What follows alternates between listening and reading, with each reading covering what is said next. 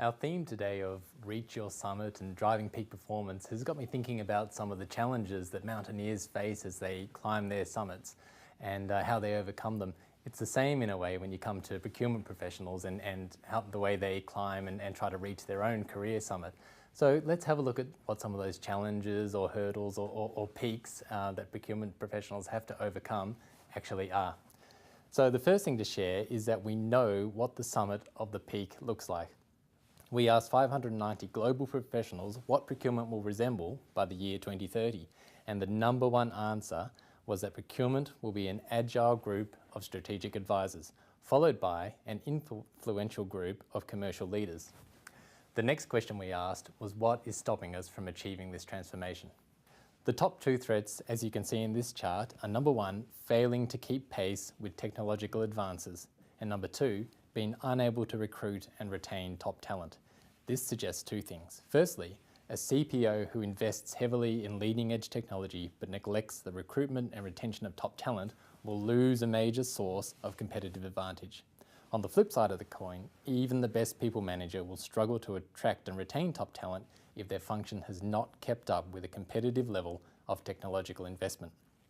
Top talent will inevitably be drawn towards procurement functions with leading edge technology, meaning that your best talent may become disenchanted with having to spend significant time on tactical tasks that are fully automated in other organisations. The other very positive aspect that you'll see in this chart is that technology and talent are not only the greatest threats to the profession, but also the biggest opportunities. The other challenge or hurdle or mountain lies around procurement's own perception of itself. 55% of respondents claim their wider organisation only has a moderate level of understanding of the value that procurement can bring. Some of the comments shared by our survey takers were, the business has absolutely no understanding of procurement's value, or we're often seen as a blocker, or they loathe dealing with us, or they often think we're just being difficult.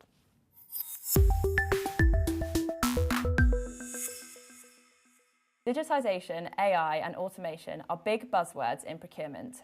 Let's take a look at some of our most popular blogs on the future of tech. In Hey Procurement, the rise of chatbots in supply management, procurement tech guru Bertrand Monteverne explores the benefits, limitations and pitfalls of chatbots in procurement. A digital transformation is set to take place in the coming years, and the procurement world can expect substantial changes as a result.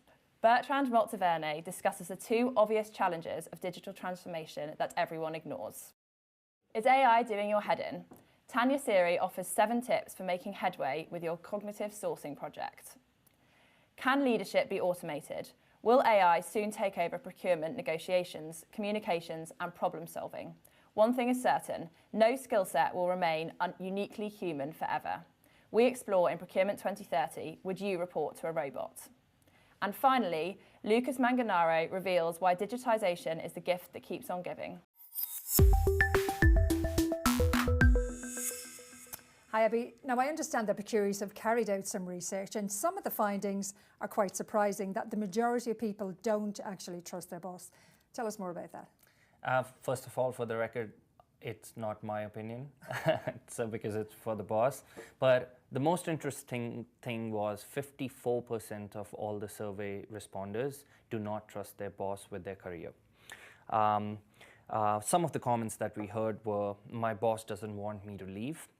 My boss is terrific, but it's up to me to seek opportunities.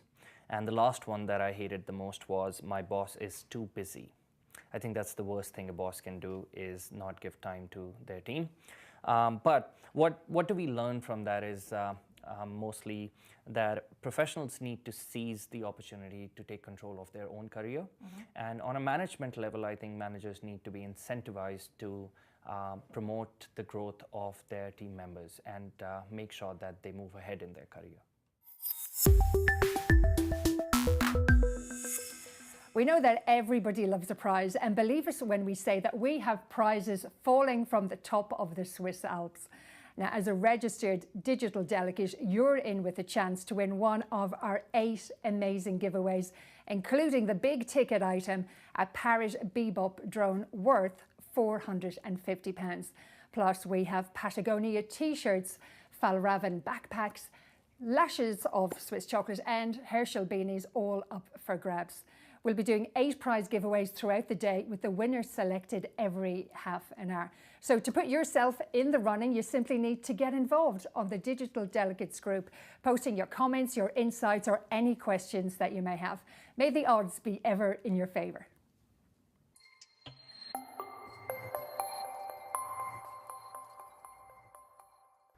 And I think procurement needs to think of itself as water.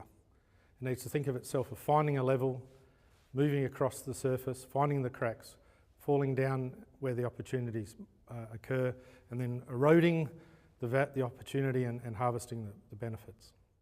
A changing nature of globalization, big change in disruption through technology, and more focus on innovation and collaboration. Today it's very difficult because risk has so many different variables for us to get our arms around predicting risk in events that may occur. I think with the opportunities for us to be able to deal with much more data and to get more insights through sensing technologies in the marketplace, we're going to be able to learn about the real causes of risk. Blockchain will become pervasive and transactional activities will be replaced by augmented intelligence technologies that can help our procurement professionals. I think our procurement professionals will focus on soft skills, on relationship management, on creativity and in innovation, and on collaboration with suppliers. You're in the office and you want to know how much you spend with a certain supplier, and you just ask Alexa or equivalent type of technology, and it gives you the answer. Or you ask how much you spend with the supplier, or what is my risk position with that supplier, or where could I find new suppliers in China? And you get the answer immediately. Nothing is going to be as it is today in that time.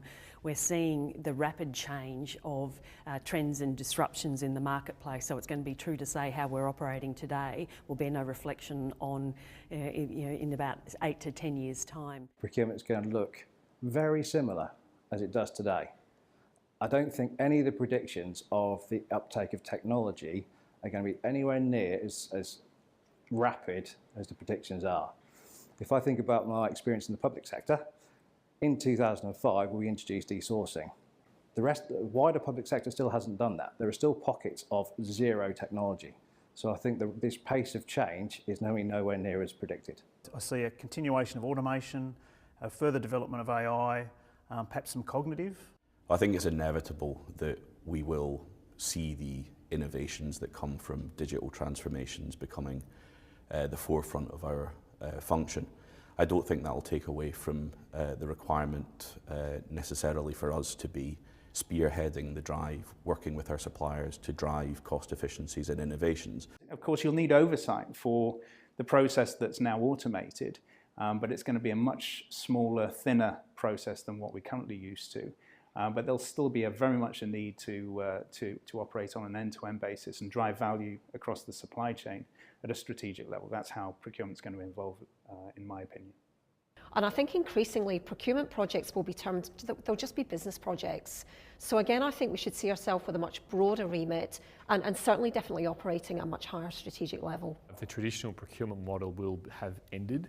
So I think that we focus a lot now on very old-fashioned ways of looking at things, very much around how can you get item A at a slightly lower price.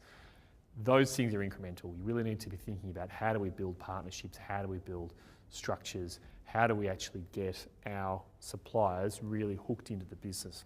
I think certainly on the direct side we're going to have some serious environmental challenges. So the plastic pact that was announced today will have a massive impact on how we engage as a business. You know, we will have all of our packaging reusable and recyclable by 2025.